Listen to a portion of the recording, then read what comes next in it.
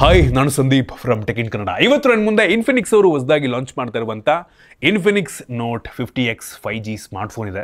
ನನಗೆ ಬಂದಿರುವಂಥ ಮಾಹಿತಿ ಪ್ರಕಾರ ಈ ಸ್ಮಾರ್ಟ್ಫೋನ್ನ ಬೇಸ್ ವೇರಿಯಂಟು ಸುಮಾರು 12,000 ರೇಂಜಲ್ಲಿ ಲಾಂಚ್ ಆಗ್ಬೋದು. ಈ ಪ್ರೈಸ್ ರೇಂಜಿಗೆ ಈ ಸ್ಮಾರ್ಟ್ಫೋನ್ನ ಪರ್ಚೇಸ್ ಮಾಡ್ಬೋದಾ, ಏನು ಚೆನ್ನಾಗಿದೆ ಏನು ಚೆನ್ನಾಗಿಲ್ಲ, ಕಂಪ್ಲೀಟ್ ಮಾಹಿತಿನ ತಿಳಿಸ್ಕೊಡ್ತೀನಿ. ಅದಕ್ಕಿಂತ ಮುಂಚೆ ನೀವಿನ್ನು ನಮ್ಮ tech in Kannada YouTube channel subscribe ಮಾಡ್ಕೊಂಡಿಲ್ಲ ಅಂದರೆ ಈಗಲೇ ಸಬ್ಸ್ಕ್ರೈಬ್ ಮಾಡ್ಕೊಳ್ಳಿ ಮತ್ತು ಬೆಲ್ ಐಕಾನ್ ಕೂಡ ಕ್ಲಿಕ್ ಮಾಡ್ಬೋದು.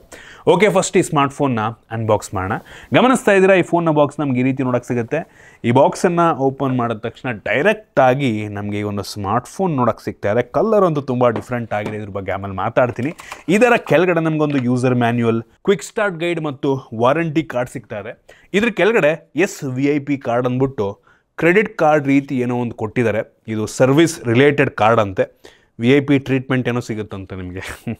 ಇದ್ರ ಕೆಳಗಡೆ ಇನ್ನೊಂದೇನೋ ಕಾರ್ಡ್ ಇದೆಯಪ್ಪ, ಇದೇನಂತ ದೇವ್ರಿಗೆ ಗೊತ್ತು. ಇನ್ನು ಇದರ ಕೆಳಗಡೆ ಒಂದು ಬ್ಯಾಕ್ ಕವರು, ರಬ್ಬರಿ ಫಿನಿಷನ್ನು ಹೊಂದಿರುವಂಥ ಬ್ಯಾಕ್ ಕವರು. ಕ್ವಾಲಿಟಿ ಚೆನ್ನಾಗಿದೆ, ಫಿನಿಶು ಕೂಡ ತುಂಬ ಚೆನ್ನಾಗಿದೆ, ಗ್ರಿಪ್ಪಿ ಆಗಿದೆ ಆಯಿತಾ. ನಂತರ 45 ವ್ಯಾಟಿಂದು ಒಂದು ಫಾಸ್ಟ್ ಚಾರ್ಜಿಂಗ್ ಅಡಾಪ್ಟ್ರು. ಈ ಪ್ರೈಸ್ ರೇಂಜಿಗೆ ಸೂಪರ್ ವಿಷಯ. USB type C charging cable, type A ಇಂದ ಟೈಪ್ ಸಿ, ಕ್ವಾಲಿಟಿ ಚೆನ್ನಾಗಿದೆ. ಇನ್ನು ಕೊನೆಯದಾಗಿ ಒಂದು ಸಿಮ್ ಎಲೆಕ್ಷನ್ ಪಿನ್ ಕೊಟ್ಟಿದ್ದಾರೆ. ಇದನ್ನು ಬಿಟ್ಟರೆ ಬೇರೇನೂ ಸಹ ನಮಗೆ ಒಂದು ಬಾಕ್ಸ್ ಒಳಗೆ ಸಿಗ್ತಾ ಇಲ್ಲ. ಇನ್ನು ಡೈರೆಕ್ಟಾಗಿ ಸ್ಮಾರ್ಟ್ಫೋನಿಗೆ ಬಂತು ಅಂದರೆ ಈ ರೀತಿ ನೋಡೋಕ್ಕೆ ಸಿಗುತ್ತೆ. ತುಂಬ ಯುನೀಕ್ ಲುಕ್ಕನ್ನು ಹೊಂದಿರುವಂಥ ಸ್ಮಾರ್ಟ್ಫೋನು, ಡಿಫ್ರೆಂಟ್ ಆಗಿದೆ ಒಟ್ಟಿಗೆ ಆಯಿತಾ. ಇದು ಮಿಲಿಟರಿ ಗ್ರೇಡ್ ಸರ್ಟಿಫಿಕೇಷನ್ ಹೊಂದಿರುವಂಥ ಸ್ಮಾರ್ಟ್ಫೋನು. MIL STD 810H ಅಂತ ಒಂದು ಸರ್ಟಿಫಿಕೇಷನ್ ಬರುತ್ತೆ. ಅದನ್ನು ಇವರು ಈ ಫೋನ್ಗೆ ಪಡ್ಕೊಂಡಿದ್ದಾರೆ. ಈ ಸ್ಮಾರ್ಟ್ಫೋನ್ ಒಂದು ಲೆವೆಲ್ಗೆ ಲೈಟ್ ವೆಯ್ಟ್ ಫೀಲ್ ಆದರೂ ಸಹ ಇದು 198.9 ಗ್ರಾಮ್ ವೆಯ್ಟ್ ಇದೆ ಮತ್ತು ಒಂದು ಲೆವೆಲ್ಗೆ ತಿನ್ನಾಗಿ ಸಹ ಇದೆ. 8.18 mm ಥಿಕ್ನೆಸ್ಸನ್ನು ಹೊಂದಿರುವಂಥ ಸ್ಮಾರ್ಟ್ಫೋನು. ಈ ಫೋನಲ್ಲಿ ನಿಮಗೆ ಡಿಫ್ರೆಂಟ್ ಮೆಟೀರಿಯಲ್ ಇರುವಂಥದ್ದು ಸಹ ಬರುತ್ತಾಯ್ತಾ. ಹಿಂದ್ಗಡೆ ಇದು ವೀಗನ್ ಲೆದರ್ ಬ್ಯಾಕು. ಬೇಕು ಅಂದರೆ ಪ್ಲಾಸ್ಟಿಕ್ ಇರುವಂಥ 2 ಡಿಫ್ರೆಂಟ್ ಕಲರ್ ವೇರಿಯಂಟ್ ಕೂಡ ಅವೈಲಬಲ್ ಇದೆ. ನಿಮಗೆ ಇಷ್ಟ ಬಂದಿದ್ದು ನೀವು ಪರ್ಚೇಸ್ ಮಾಡ್ಬೋದು. ಸೊ ಇದರಲ್ಲಿ ಟೈಟೇನಿಯಂ ಗ್ರೇ ಅಂತ ಒಂದು ಕಲರ್ ಇದೆ, ಆಮೇಲೆ ಇನ್ನೊಂದು ಪರ್ಪಲ್ ಕಲರ್ದು ಇನ್ನೊಂದಿದೆ ಮತ್ತು ಈ ಕಲರ್ ಒಂದು, ಇದು ವೀಗನ್ ಲೆದರು. ಇದರಲ್ಲಿ IP64 ಡಸ್ಟ್ ಮತ್ತು ವಾಟರ್ ರೆಸಿಸ್ಟೆಂಟ್ ರೇಟಿಂಗ್ ಸಹ ಸಿಗ್ತಾ ಇದೆ. ಈ ಫೋನ ಫ್ರಂಟಲ್ಲಿ ನಮಗೆ ಗ್ಲಾಸ್ ಸಿಗ್ತಾ ಇದೆ. ಯಾವ ಗ್ಲಾಸ್ ಅಂತ ಸ್ಪೆಸಿಫೈ ಮಾಡಿಲ್ಲ, ಆಲ್ರೆಡಿ ಅವರೇ ಸ್ಕ್ರೀನ್ ಗಾರ್ಡ್ ಹಾಕಿದ್ದಾರೆ. ಒಂದು ಒಳ್ಳೆ ವಿಷಯ. ಬೆಝಲ್ ಎಲ್ಲ ಒಂಥರ ಬಾಟಮ್ ಬೆಝಲ್ ಸ್ವಲ್ಪ ಜಾಸ್ತಿ ಇದೆ, ಬಿಟ್ಟರೆ ಉಳಿದೆಲ್ಲ ಒಂದು ಸ್ವಲ್ಪ ಯೂನಿಫಾರ್ಮ್ ಆಗಿದೆ. ಹಿಂದ್ಗಡೆ ವೀಗನ್ ಲೆದರು, 3 ಕ್ಯಾಮ್ರಾ ಇದೆ, IR ಬ್ಲಾಸ್ಟರ್ ಇದೆ ಹಿಂದ್ಗಡೆ ಮತ್ತು ಡ್ಯುಯಲ್ LED ಫ್ಲ್ಯಾಶ್ ಎಲ್ಲ ಸಿಗ್ತಾ ಇದೆ. ಈ ಫೋನಲ್ಲಿ ಪ್ಲಾಸ್ಟಿಕ್ ಫ್ರೇಮ್ ಇದೆ, USB ಟೈಪ್ ಸಿ ಪೋರ್ಟು, ಯಾವುದೇ ಹೆಡ್ಫೋನ್ ಜಾಕಿಲ್ಲ ಮತ್ತು ಡೆಡಿಕೇಟೆಡ್ SD ಕಾರ್ಡ್ ಸ್ಲಾಟ್ ಕೂಡ ಇಲ್ಲ. 2 ಸಿಮ್ಮು ಅಥವಾ 1 ಸಿಮ್ಮು SD ಕಾರ್ಡ್ ಹಾಕೋಬೋದು, hybrid sim slot. Overall design ಮತ್ತು ಬಿಲ್ಡ್ ಕ್ವಾಲಿಟಿ ಪರವಾಗಿಲ್ಲ ಅಂತೀನಿ ಆಯಿತಾ, ಒಂದು ಲೆವೆಲಿಗೆ ಚೆನ್ನಾಗಿದೆ. ಇನ್ನು ಈ ಫೋನ್ನ ಡಿಸ್ಪ್ಲೇಗೆ ಬಂತು ಅಂತ ಅಂದರೆ 6.67 ಇಂಚಿಂದು HD+ ರೆಸೊಲ್ಯೂಷನ್ ಹೊಂದಿರುವಂಥ IPS ಡಿಸ್ಪ್ಲೇ, ಫುಲ್ HD ಕೊಡಬೇಕಾಗಿತ್ತು. ಇದು 120 ವಾಟ್ಸ್ನ ರಿಫ್ರೆಶ್ ರೇಟನ್ನು ಹೊಂದಿರುವಂಥ ಡಿಸ್ಪ್ಲೇ. ಬಿಸಿಲಿಗೆ ಹೋದರೂ ಸಹ ಒಂದು ಲೆವೆಲಿಗೆ ಬ್ರೈಟ್ ಆಗುತ್ತೆ ಆಯಿತಾ. ಸೊ ಪೀಕ್ ಬ್ರೈಟ್ನೆಸ್ ಬಂದ್ಬಿಟ್ಟು 672 ನಿಟ್ಸು, ಒಂದು ಲೆವೆಲಿಗೆ ಬ್ರೈಟ್ ಆಗಿದೆ ಅಂತೀನಿ. ಇನ್ನು ಇದರಲ್ಲಿ 240 ಹರ್ಟ್ಸಿಂದು ಟಚ್ ಸ್ಯಾಂಪ್ಲಿಂಗ್ ರೇಟ್ ಸಹ ಇದೆ. ಗೇಮರ್ಸ್ಗಳಿಗೆ ಅದು ಸ್ವಲ್ಪ ಹೆಲ್ಪ್ ಆಗುತ್ತೆ. ಜೊತೆಗೆ ಇದರಲ್ಲಿ ವೆಟ್ ಟಚ್ ಫೀಚರ್ ಎಲ್ಲ, ಕೈ ಒದ್ದಾಗಿದ್ರು ಸಹ ಟಚ್ ಮಾಡಬಹುದಂತೆ. ಮತ್ತು ಆಲ್ವೇಸ್ ಆನ್ ಡಿಸ್ಪ್ಲೇ ಇದೆಯಂತೆ, ಬಟ್ ಅಮೋಲೆಡ್ ಡಿಸ್ಪ್ಲೇ ಆಗಿಲ್ದಿರೋ ಕಾರಣ ಅದು ಯಾವ ರೀತಿ ಆಲ್ವೇಸ್ ಆನ್ ಆಗುತ್ತೋ ಗೊತ್ತಿಲ್ಲ. ಇನ್ನು ಸ್ಟೋರೇಜಿಗೆ ಬಂತು ಅಂತ ಅಂದರೆ ಸದ್ಯಕ್ಕೆ ಇದು 2 ವೇರಿಯಂಟಲ್ಲಿ ಲಾಂಚ್ ಆಗ್ತಾ ಇದೆ. 6 GB ರ್ಯಾಮು, 128 GB ಸ್ಟೋರೇಜು, ಇನ್ನೊಂದು 8 GB ರ್ಯಾಮು, 128 GB ಸ್ಟೋರೇಜು. ಇದರಲ್ಲಿರುವಂಥ ಸ್ಟೋರೇಜ್ ಟೈಪ್ ಬಂದ್ಬಿಟ್ಟು UFS 2.2 ಸ್ಟೋರೇಜು, ಓಕೆ ಅಂತೀನಿ. ರ್ಯಾಮ್ ಟೈಪ್ ಬಂದ್ಬಿಟ್ಟು LPDDR4X ರ್ಯಾಮು. ಎರಡು ಕೂಡ ಈ ಪ್ರೈಸ್ ರೇಂಜ್ಗೆ ಓಕೆ ಅಂತೀನಿ ಆಯಿತಾ. UFS 3.1 DDR5 ಎಲ್ಲ ಕೊಟ್ಟಿದ್ರೆ ಬೆಂಕಿ ಇರ್ತಿತ್ತು, ಬಟ್ ಈ ಪ್ರೈಸ್ ರೇಂಜಿಗೆ ಮೆಜಾರಿಟಿ ಬ್ರ್ಯಾಂಡ್ಗಳು ಕೊಡಲ್ಲ, ಇವರು ಕೂಡ ಕೊಟ್ಟಿಲ್ಲ. ಇನ್ನು ಪರ್ಫಾರ್ಮೆನ್ಸಿಗೆ ಬಂತು ಅಂತ ಅಂದರೆ ಈ ಒಂದು ಫೋನಲ್ಲಿ ನಮ್ಮ ದೇಶದ ಮೊಟ್ಟ ಮೊದಲ ಮೀಡಿಯಾಟೆಕ್ ಡೈಮೆನ್ಸಿಟಿ 7300 ಅಲ್ಟಿಮೇಟ್ ಪ್ರೋಸೆಸರ್ ಇದೆ. ಇದು 4 ನ್ಯಾನೋಮೀಟರ್ ಟೆಕ್ನಾಲಜಿಯೊಂದಿಗೆ ಬಿಲ್ಡ್ ಆಗಿರುವಂಥ ಪ್ರೋಸೆಸರ್.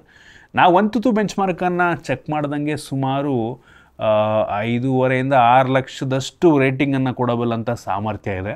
ಇದು ಹೆವಿ ಪವರ್ಫುಲ್ ಆಗಿರುವಂಥ ಪ್ರೊಸೆಸರ್ ಅಂತ ಅನ್ನಲ್ಲ. ನಮಗಿದರಲ್ಲಿ ಮಾಲಿದು MC2 GPU ಇದೆ, G618.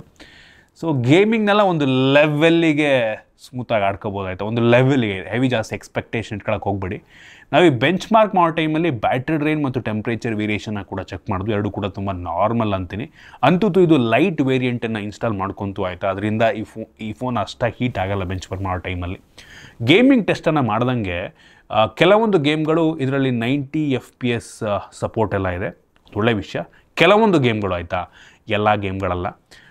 ನಾವಿದರಲ್ಲಿ BGMI ಚೆಕ್ ಮಾಡ್ದಂಗೆ ಸ್ಮೂತ್ ಪ್ಲಸ್ ಎಕ್ಸ್ಟ್ರೀಮ್ ಗ್ರಾಫಿಕ್ ತನಕ ಹೋಗುತ್ತೆ. ಇದು ಒಂದು ಲೆವೆಲಿಗೆ ಸ್ಮೂತ್ ಆಗಿದೆ ಆಯಿತಾ. ಪ್ಲೇಯಬಲ್ ಒಂದು ಲೆವೆಲಿಗೆ ಸ್ಮೂತ್ ಆಗಿದೆ.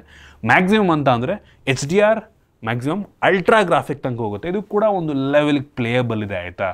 ನಿಮಗೆ ಸ್ವಲ್ಪ ಸ್ಮೂತ್ ಎಕ್ಸ್ಪೀರಿಯನ್ಸ್ ಬೇಕು ಅಂದರೆ ಸ್ಮೂತ್ ಪ್ಲಸ್ ಎಕ್ಸ್ಟ್ರೀಮ್ ಗ್ರಾಫಿಕಲ್ಲಿ ಆಡಿದ್ರೇ ಒಳ್ಳೆಯದು. ಆಲ್ಮೋಸ್ಟ್ ಎಲ್ಲ ಗೇಮನ್ನು ಕೂಡ ಒಂದು ಲೆವೆಲಿಗೆ ಸ್ಮೂತಾಗಿ ಹ್ಯಾಂಡಲ್ ಮಾಡುತ್ತೆ, ತಲೆ ಕೆಡಿಸ್ಕೊಳ್ಳೋ ಅವಶ್ಯಕತೆ ಇಲ್ಲ. ಪರ್ಫಾರ್ಮೆನ್ಸ್ ಈ ಬೆಲೆಗೆ ಓಕೆ ಅಂತ ಇಂಪ್ರೆಸಿವ್ ಅನ್ನಲ್ಲ, ಓಕೆ ಆಯಿತಾ. ಒಟ್ಟಿಗೆ ಹೊಸ ಪ್ರೋಸೆಸರು, ಫಸ್ಟ್ ಟೈಮ್ ನಮ್ಮ ದೇಶದಲ್ಲಿ ಈ ಪ್ರೋಸೆಸರ್ ಹೊಂದಿರುವಂಥ ಫೋನ್ ಇದೇನೆ. ಇನ್ನು ಕ್ಯಾಮ್ರಾಗೆ ಬಂತು ಅಂತ ಅಂದರೆ ರೇರಲ್ಲಿ ನಾಮಕಾವಸ್ಥೆ 3 ಕ್ಯಾಮ್ರಾ ಇದೆ ಆಯಿತಾ. ಮೇನ್ ಸೆನ್ಸರ್ 50 MP, ಉಳಿದಿದ್ದು ಎಷ್ಟು MP ಅಂತ ಎಲ್ಲೂ ಕೂಡ ಸ್ಪೆಸಿಫೈ ಮಾಡಿಲ್ಲ. ಉಳಿದಿದ್ದು 2 ಕ್ಯಾಮ್ರಾ ಏನಕ್ಕೆ ಅಂತಲೂ ಕೂಡ ಗೊತ್ತಿಲ್ಲ. ಮೋಸ್ಟ್ಲಿ ಒಂದು ಡೆಪ್ತ್ ಆಗಿರುತ್ತೆ, ಇನ್ನೊಂದೇನೋ AI ಸೆನ್ಸರ್ ಆಗಿರ್ಬೋದು. ಇದು f1.6 ಅಪರ್ಚರ್ನ ಹೊಂದಿರುವಂಥ ಸೆನ್ಸರ್ ಆಯಿತಾ. ಇದು ತೆಗೆಯುವಂಥ ಫೋಟೋ ಒಂದು ಲೆವೆಲಿಗೆ ಓಕೆ ಅಂತೀನಿ. ಪೋರ್ಟ್ರೇಟ್ ಶಾರ್ಟ್ಸ್ನೆಲ್ಲ ಒಂದು ಲೆವೆಲಿಗೆ ಚೆನ್ನಾಗಿ ತೆಗೆಯುತ್ತೆ. ಎಡ್ಜ್ ಡಿಟೆಕ್ಷನ್ ಎಲ್ಲ ಪರವಾಗಿಲ್ಲ ಅನ್ನಿಸ್ತು ನನಗೆ. ಡೇ ಲೈಟಲ್ಲಂತೂ ಒಂದು ಒಳ್ಳೆ ಔಟ್ಪುಟ್ ಬರುತ್ತೆ. ಲೋ ಲೈಟ್ ಪರವಾಗಿಲ್ಲ ಆಯಿತಾ, ಪರವಾಗಿಲ್ಲ ಅಂತೀನಿ. ತುಂಬ ಪ್ರೋಸೆಸ್ ಮಾಡುತ್ತೆ ಈ ಒಂದು ಫೋನ್ ಔಟ್ಪುಟ್ ಕೊಡೋಕ್ಕಿಂತ ಮುಂಚೆ. ಇನ್ನು ಸೆಲ್ಫಿ ಕ್ಯಾಮ್ರಾಗೆ ಬಂತು ಅಂತ ಅಂದರೆ 8 MP ಸೆಲ್ಫಿ ಕ್ಯಾಮ್ರಾ. ಈ ಫೋನಲ್ಲಿ ಫ್ರಂಟಲ್ಲೂ ಕೂಡ ಫ್ಲ್ಯಾಶ್ ಇದೆ, ಹಿಂದ್ಗಡೆನೂ ಕೂಡ ಫ್ಲ್ಯಾಶ್ ಇದೆ. ಸೊ ಕತ್ಲೆಯಲ್ಲೂ ಕೂಡ ನೀವು ಸೆಲ್ಫಿ ತಗೋಬೇಕಾದ್ರೆ ಫ್ರಂಟಲ್ಲೇ ಫ್ಲ್ಯಾಶ್ ಆನ್ ಮಾಡಿಕೊಂಡು ತಗೋಬೋದು. ಇದೊಂದು ಪ್ಲಸ್ ಪಾಯಿಂಟ್ ಅಂತ ಅನ್ನಿಸ್ತು ನನಗೆ. ಫ್ರಂಟ್ ಕ್ಯಾಮ್ರಾದು ಸ್ಯಾಂಪಲ್ಲು ಕೂಡ ಪರವಾಗಿಲ್ಲ, ಒಂದು ಲೆವೆಲಿಗೆ ವೈಡ್ ಆಗಿದೆ. ಕ್ಲಾರಿಟಿ ಸುಮಾರಾಗಿದೆ ಸ್ವಲ್ಪ. ಇದು ಕೂಡ ನೀವು ಬೇಕು ಅಂದರೆ ಮೇಕಪ್ ಆಗಿರೋ ರೀತಿ, ಔಟ್ಪುಟ್ ಬರೋ ರೀತಿ ಎಲ್ಲ ತಗೋಬೋದು. ವ್ಲಾಗ್ ಮೋಡ್ ಅಂತ ಇದೆ, ನಿಮಗೆ ಡಿಫ್ರೆಂಟ್ ಸ್ಟೈಲ್ಸ್ ಆಫ್ ವ್ಲಾಗಲ್ಲಿ ನೀವು ಶೂಟ್ ಮಾಡ್ಬೋದು. ಸೂಪರ್ ನೈಟ್ ಮೋಡ್ ಅಂತ ಇದೆ, ಕತ್ಲೆಯಲ್ಲಿ ತೆಗೆಯುತ್ತೆ. ಲಾಂಗ್ ಎಕ್ಸ್ಪೋಜರ್ ಮಾಡಿ ಔಟ್ಪುಟನ್ನು ಕೊಡುತ್ತೆ. ತುಂಬ ಸಿಂಪಲ್ ಆಗಿದೆ ಒಂದು ಕ್ಯಾಮ್ರಾ UI ಒಟ್ಟಿಗೆ. ಇನ್ನು ವಿಡಿಯೋಗ್ರಫಿಗೆ ಬಂತು ಅಂದರೆ ಈ ಫೋನ್ನ rare camera 4K 30 FPS video record ಮಾಡಿದ್ರೆ, ಈ ಫೋನ್ನ front camera 2K 30 FPS video record ಮಾಡುತ್ತೆ. ಕ್ಲಾರಿಟಿ ಎರಡು ಕೂಡ ಒಂದು ಲೆವೆಲಿಗೆ ಪರವಾಗಿಲ್ಲ ಅಂತೀನಿ. ಪ್ರತಿಯೊಂದು ಸ್ಯಾಂಪಲ್ ನಾನು ನಿಮಗೆ ತೋರಿಸ್ತಾ ಇದ್ದೀನಿ, ನೀವೇ ನೋಡಿ ಜಡ್ಜ್ ಮಾಡ್ಬೋದು. ಓವರಾಲ್ ಕ್ಯಾಮ್ರಾ ಒಂದು ಲೆವೆಲಿಗೆ ಪರವಾಗಿಲ್ಲ ಅಂತೀನಿ. ಇನ್ನು ಇದರಲ್ಲಿರುವಂಥ ಕೆಲವೊಂದು AI ಮೋಡ್ಗಳು, AI ಸೀನ್ ಮೋಡ್ ಅಂತ ಇದೆ, ಸೂಪರ್ ನೈಟ್ ಮೋಡ್ ಆಗಲಿಲ್ಲ ನನಗೆ, ಸ್ಲೋ ಮೋಷನ್, ಪೋರ್ಟ್ರೇಟ್, ಈ ರೀತಿ ಎಲ್ಲ ಕೆಲವೊಂದು ಕ್ಯಾಮ್ರಾ ಮೋಡ್ಗಳು ನಮಗೆ ಇದರಲ್ಲಿ ಸಿಗುತ್ತೆ. ಇನ್ನು ಸೆಕ್ಯೂರಿಟಿಗೆ ಬಂತು ಅಂತ ಅಂದರೆ ಈ ಫೋನಲ್ಲಿ side mounted finger print sensor ಇದೆ ಮತ್ತು ಫೇಸ್ ಅನ್ಲಾಕ್ ಸಹ ಇರುವಂಥದ್ದು ಮತ್ತು ವೈಡ್ ವೈನ್ L1 ಸೆಕ್ಯೂರಿಟಿ ಕೂಡ ಸಿಗ್ತಾ ಇದೆ. ಇನ್ನು ಬ್ಯಾಟ್ರಿಗೆ ಬಂತು ಅಂತ ಅಂದರೆ ಈ ಫೋನಲ್ಲಿ 5500 mAh ಕೆಪಾಸಿಟಿಯ ಬ್ಯಾಟ್ರಿ ಇದೆ, ಓಕೆ ಒಂದು ಲೆವೆಲಿಗೆ. ಮತ್ತು ಬಾಕ್ಸ್ ಒಳಗೆ 45 ವ್ಯಾಟ್ನ ಚಾರ್ಜರ್ ಕೊಟ್ಟಿದ್ದಾರೆ. ಈ ಪ್ರೈಸ್ ರೇಂಜಿಗೆ ಒಂದು ಲೆವೆಲ್ಗೆ ಫಾಸ್ಟ್ ಚಾರ್ಜರ್ ಅಂತಲೇ ಅನ್ಬೋದು. ಬಾಕ್ಸ್ ಒಳಗೆ ಕೊಟ್ಟಿದ್ದಾರೆ, ಒಂದು ಒಳ್ಳೆಯ ವಿಷಯ. ಮತ್ತು ರಿವರ್ಸ್ ವೈರ್ಡ್ ಚಾರ್ಜಿಂಗ್ ಸಹ ಇದೆ 10 ವ್ಯಾಟಲ್ಲಿ. ಬೇರೆ ಫೋನ ನೀವು ಇದರಿಂದ ಚಾರ್ಜ್ ಕೂಡ ಮಾಡ್ಬೋದು. ಇನ್ನು ಇದರಲ್ಲಿರುವಂಥ OS ಬಗ್ಗೆ ಮಾತನಾಡಬೇಕು ಅಂತ ಅಂದರೆ Android 15 ಬೇಸ್ ರನ್ ಆಗ್ತಿರುವಂಥ ಇವ್ರದ್ದೇ OS, ಇನ್ಫಿನಿಕ್ಸ್ ಅವ್ರದ್ದು XOS ಅಂತ ಬರುತ್ತೆ.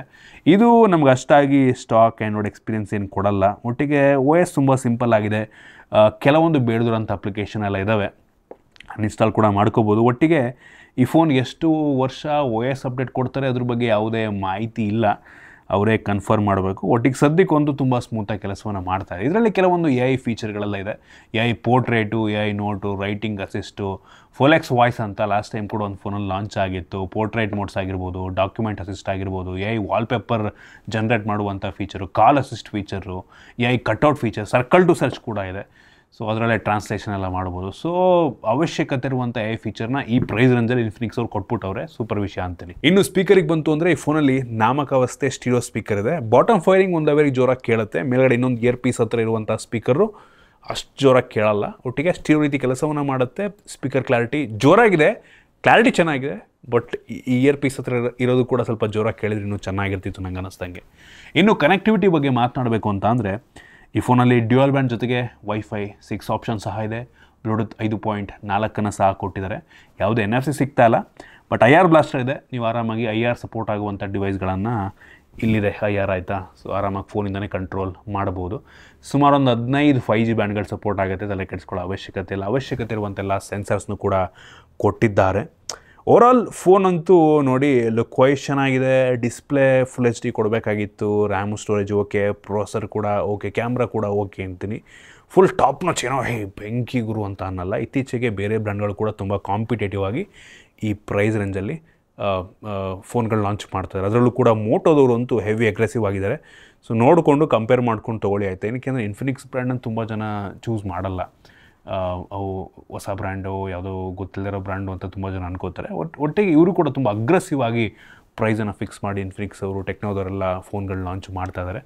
ಇದು ಈ ಬೆಲೆಗೆ ರೀಸನಬಲ್ ಆಗಿ ಇದೆ, ಏನೋ ಕೆಟ್ಟ ಫೋನ್ ಅಂತ ಅನ್ನಲ್ಲ, ರೀಸನಬಲ್ ಆಗೇ ಇದೆ. ಬಟ್ ಇದಕ್ಕಿಂತ ಒಳ್ಳೆಯ ಹೆಸರನ್ನು ಹೊಂದಿರುವಂಥ ಬ್ರ್ಯಾಂಡ್ಗಳು ಸಿಮಿಲರ್ ಪ್ರೈಸ್ ರೇಂಜ್ಗೆ ಲಾಂಚ್ ಮಾಡೋಕ್ಕೆ ಶುರು ಮಾಡಿರೋದ್ರಿಂದ ನಾವು ಯೋಚನೆ ಮಾಡಬೇಕಾಗತ್ತೆ.